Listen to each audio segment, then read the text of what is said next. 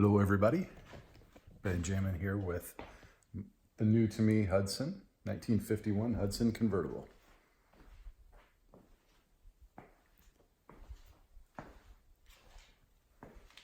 This one is not a Hornet, this is a Super 6.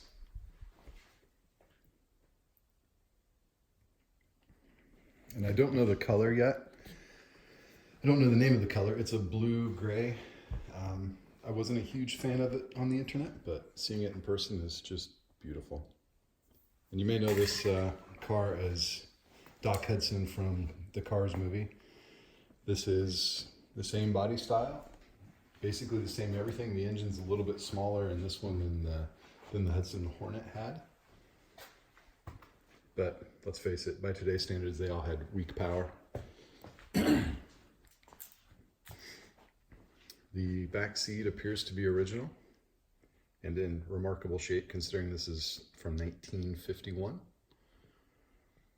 It's got a little bit of wear, but I'm going to work on that. I'm going to get some of these marks out. I'm hoping that I can try to inflate the foam a little bit to get rid of some of those wrinkles. I don't know. I'm going to maybe try a few things, but I'm not going to do anything to do any kind of permanent damage, because if that's as bad as it looks, I'll take it.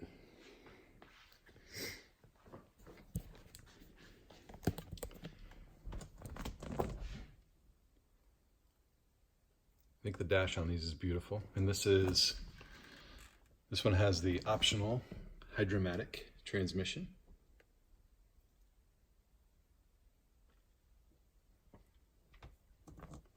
Giant clock in case you need to know what time it is. Giant speedometer in case you need to know how fast you're going. I don't really care about either. Fuel gauge doesn't work. Temp gauge does work. Oil light and amp light both seem to work too.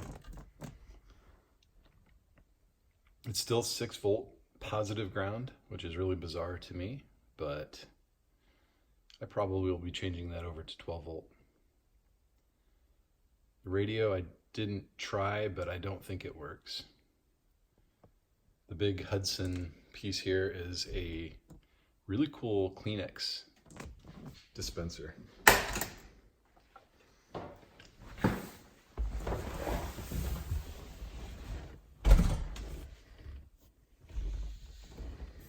the way it works is, normally this wouldn't be so tight, but slide that down, reach in, grab a Kleenex. Try not to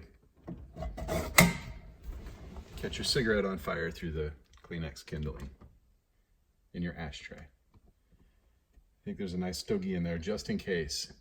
I believe that stogie's probably older than I am.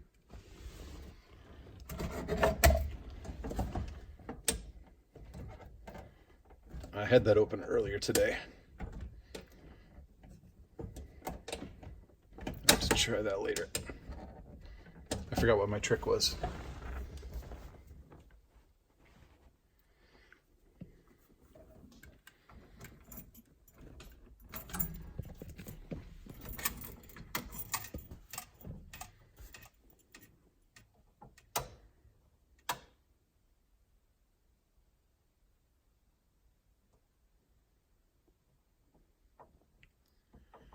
I assume this thing has vacuum tubes.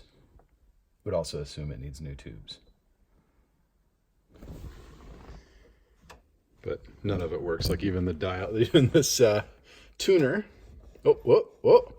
Well, you can tune down, you just can't tune up.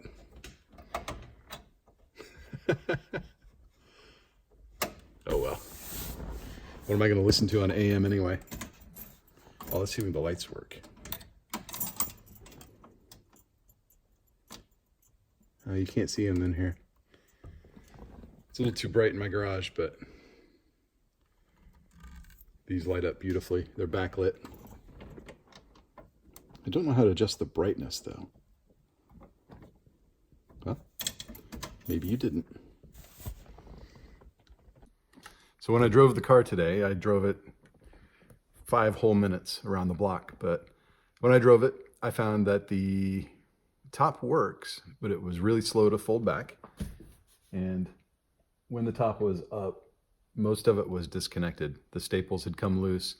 A lot of the adhesive had pulled loose over the years. So I will be working on that. Great project, right?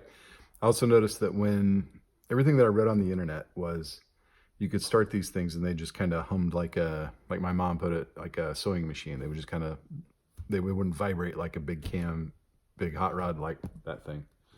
Instead, it should be smooth and quiet.